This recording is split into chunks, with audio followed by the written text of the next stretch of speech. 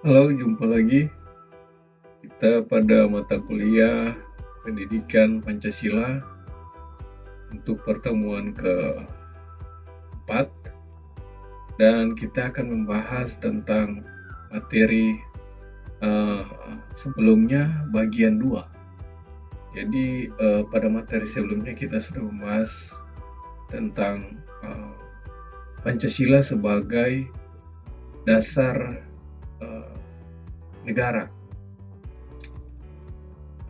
Di sini kita akan membahas juga Pancasila sebagai negara, dasar negara bagian kedua. Nah,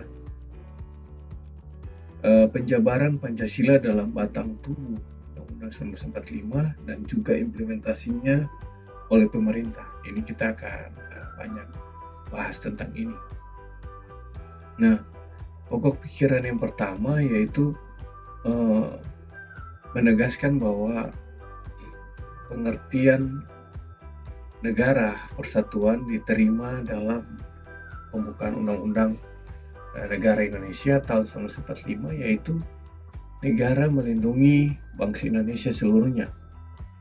Kemudian negara, menurut pokok pikiran pertama ini, negara mengatasi paham golongan dan juga segala paham perorangan. Sehingga pentingnya pokok pikiran ini untuk dasar utama persatuan.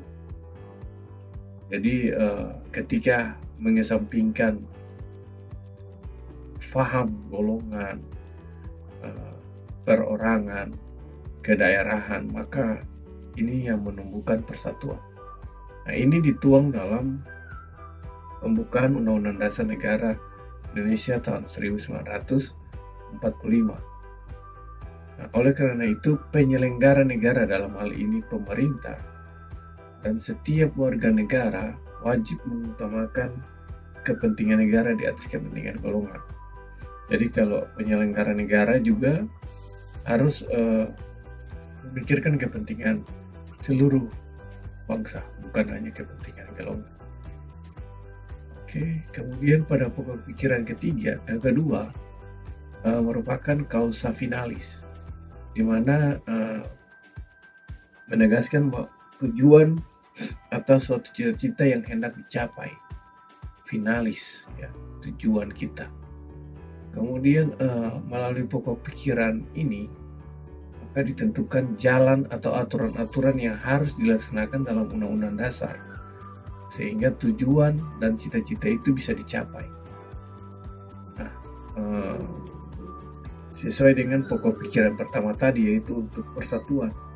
Nah, hal ini menunjukkan bahwa pokok pikiran keadilan sosial merupakan tujuan negara yang didasarkan pada kesadaran bahwa manusia Indonesia punya hak dan kewajiban yang sama untuk menciptakan keadilan sosial dalam kehidupan bermasyarakat, berbangsa, dan bernegara.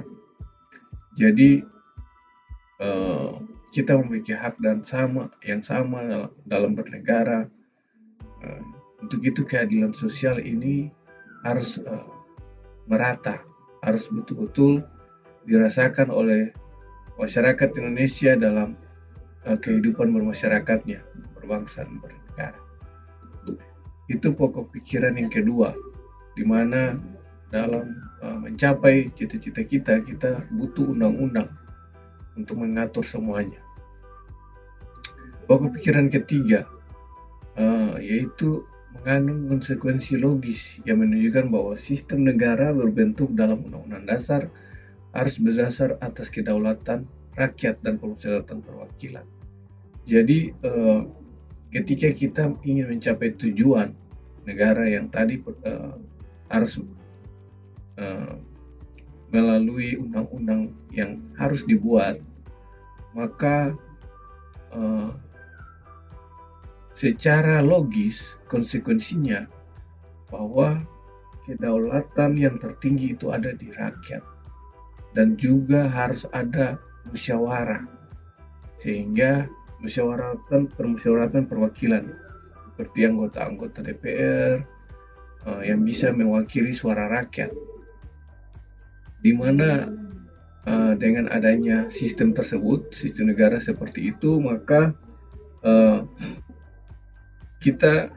semua kita bisa mengerti, bisa berjalan sesuai dengan aturan, dan negara ini bisa berjalan, dan persatuan, kesatuan, serta tujuan yang ingin kita capai bersama itu bisa terjadi. Kemudian pokok pikiran keempat yaitu menuntut konsekuensi logis, yaitu Undang-Undang Dasar harus mengandung isi kewajiban pemerintah dan lain-lainnya pada negara untuk memelihara budi pekerti, kemanusiaan yang luhur, dan memegang teguh cita-cita moral rakyat yang luhur. Jadi ketika ada pemerintah yang mewakili rakyat tadi, ada penyelenggara negara, mereka harus benar-benar mempunyai rasa memelihara budi pekerti, artinya mereka harus selalu selaras dengan tujuan dan dasar negara, yaitu Pancasila. Kemudian mereka harus memegang teguh cita-cita luhur, kemudian moral-moral yang ada di masyarakat mereka harus mengerti dan juga amalkan. Jadi penyelenggara negara, dalam hal ini pemerintah, mereka harus benar-benar teguh memegang semua itu. Pokok pikiran ini juga mengandung pengertian bahwa takwa kepada Tuhan Yang Maha Esa. Jadi penyelenggara negara harus benar-benar mengikuti Pancasila, mulai dari sila pertama, ketuhanan Yang Maha Esa. Jadi mereka harus takwa, benar-benar percaya kepada Tuhan, kemudian kemanusiaan yang adil dan beradab, mereka harus menyelenggarakan pemerintahan dengan adil, kemudian menjunjung tinggi hak akses manusia, jadi keadilan sosial mereka harus menjunjung tinggi, serta pemufakatan tadi untuk kepentingan musyawarah. Kemudian Pancasila yang diaplikasikan ke dalam batang tubuh melalui pasal-pasal. Melalui pasal-pasal pada Undang-Undang 1945. Yang pertama yaitu sistem pemerintahan negara dalam kelembagaan negara, yaitu pada pasal 1 ayat 3. Negara Indonesia adalah negara hukum. Jadi kalau pasal 1 saja di Undang-Undang 1945 itu, negara Indonesia adalah negara hukum. Jadi sudah ditekankan bahwa negara kita ini negara hukum. Negara hukum yang maksud adalah negara yang menegakkan supremasi hukum untuk menegakkan kebenaran dan keadilan, dan tidak ada kekuasaan yang tidak dipertanggungjawabkan atau akuntabel. Jadi setiap kekuasaan itu harus dipertanggungjawabkan di hadapan hukum. Ada supremasi hukum, ada hukum yang mengatur semuanya. Berdasarkan prinsip negara hukum, penyelenggara negara tidak saja bertindak sesuai dengan hukum tertulis dan menjalankan tugas untuk menjaga ketertiban dan keamanan, namun juga bermuara supaya mencapai kesejahteraan umum, kecerdasan, kehidupan bangsa, dan perlindungan terhadap segenap bangsa Indonesia. Jadi mereka tidak hanya berpacu pada hukum yang tertulis, tetapi juga hukum yang berlaku di masyarakat yang tidak tertulis, dan juga harus bermuara atau mereka melakukan penyelenggaraan negara harus sesuai dengan hukum yang tadi. Kemudian untuk kesejahteraan umum, kecerdasan, kehidupan bangsa, dan perlindungan terhadap semua bangsa, seluruh rakyat Indonesia. Jadi mereka memang harus benar-benar memiliki jiwa yang tulus kepada negara ini, sehingga mereka menyelenggarakan negara sesuai dengan cita-cita bangsa ini. Oke, kemudian pasal 3 ayat 1, Majelis Permusyawaratan Rakyat berwenang mengubah dan menetapkan undang-undang dasar. Nah, MPR sebagai wakil rakyat berhak berwenang mengubah dan menetapkan undang-undang dasar. Kemudian Majelis Permusyawaratan Rakyat MPR melantik presiden dan wakil presiden. Kemudian juga mereka melantik presiden dan wakil presiden. Kemudian Majelis Permusyawaratan Rakyat hanya dapat memberhentikan presiden dan wakil presiden dalam masa jabatannya menurut Undang-Undang Dasar. Wewenang atau kekuasaan Majelis Permusyawaratan Rakyat (MPR) sebagaimana disebutkan di pasal 1, 2, 3 di atas menunjukkan secara jelas bahwa MPR bukan penjemahan seluruh rakyat Indonesia dan lembaga negara tertinggi. Ketentuan yang terkait dengan wewenang atau kekuasaan MPR tersebut juga menunjukkan bahwa dalam ketatanegaraan Indonesia dianut sistem horizontal fungsional dengan prinsip saling mengimbangi dan saling mengawasi antar lembaga negara. Jadi pemerintah dan MPR harus saling mengimbangi satu dengan yang lain untuk penyelenggaraan negara yang baik. Kemudian kemudian bagian kedua yaitu hubungan antara negara dan penduduknya yang meliputi negara, warga negara, agama, pertahanan negara, pendidikan, dan kesejahteraan sosial. Jadi hubungan antara semuanya ini di dalam pasal 26 ayat 2, penduduk ialah warga negara Indonesia, orang asing yang bertempat tinggal di Indonesia, orang asing yang menetap di wilayah Indonesia mempunyai status hukum sebagai penduduk Indonesia. Sebagai penduduk, maka pada diri orang asing itu melekat hak dan kewajiban sesuai dengan ketentuan perundang-undangan yang berlaku berdasarkan prinsip yurisdiksi teritorial, sekaligus tidak boleh bertentangan dengan ketentuan hukum internasional yang berlaku umum. Jadi warga negara Indonesia ataupun orang asing yang tinggal di wilayah atau teritori Indonesia itu juga terikat dengan aturan yang berada di negara Indonesia, dan semua prinsip-prinsip hukum yang ada secara general yang berlaku di seluruh dunia secara umum, maka itu juga berlaku di Indonesia. Jadi orang asing pun tetap terikat dengan hukum yang berlaku di sini. Kemudian pasal 27 ayat 3, setiap warga negara berhak dan wajib ikut serta dalam upaya pembelahan negara. Nah, ini tentang pembelahan negara, kewajiban warga negara untuk bisa terlibat langsung dan berhak juga untuk mengikuti semua kegiatan pembelahan negara, bahkan untuk upaya atau usaha-usaha melakukan pembelahan terhadap negara. Nah, ini di pasal 27 ayat 3 ini.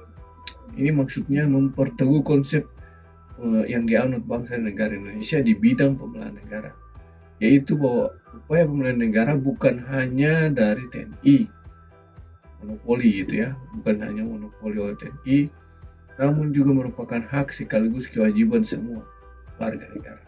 Sedangkan pasal 29 ayat 2, negara menjamin kemerdekaan tiap-tiap penduduk untuk memeluk agamanya masing-masing. Nah, jadi di pasal 29 ayat 2 saja itu bebas, setiap warga negara berhak untuk beragama dengan kepercayaannya masing-masing. Kemudian pasal 29 ayat 2 menunjukkan bahwa negara menjamin salah satu hak manusia yang paling asasi, yaitu kebebasan beragama. Jadi kebebasan agama itu hak asasi manusia yang paling dasar. Nah, kebebasan agama bukanlah pemberian negara atau golongan, tetapi bersumber pada martabat manusia sebagai ciptaan Tuhan. Jadi itu bersumber dari martabat atau dalam diri individu setiap orang yang ada di Indonesia. Kemudian pasal 31 ayat 2, setiap warga negara wajib mengikuti pendidikan dasar dan pemerintah wajib membiayainya. Jadi kalau pendidikan dasar seperti sekolah dasar itu harusnya pemerintah yang biayai. Harusnya pemerintah memberikan biaya terhadap semua penyelenggaraan pendidikan.